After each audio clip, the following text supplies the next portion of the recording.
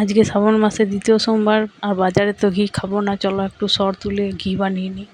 কারণ অত বড় হাতে ঘি ছাড়া তো ভালো লাগবে না, তাই একটু ঘি বানিয়ে নিই। চলো দেখো কেমনভাবে ঘিটা বানাচ্ছি।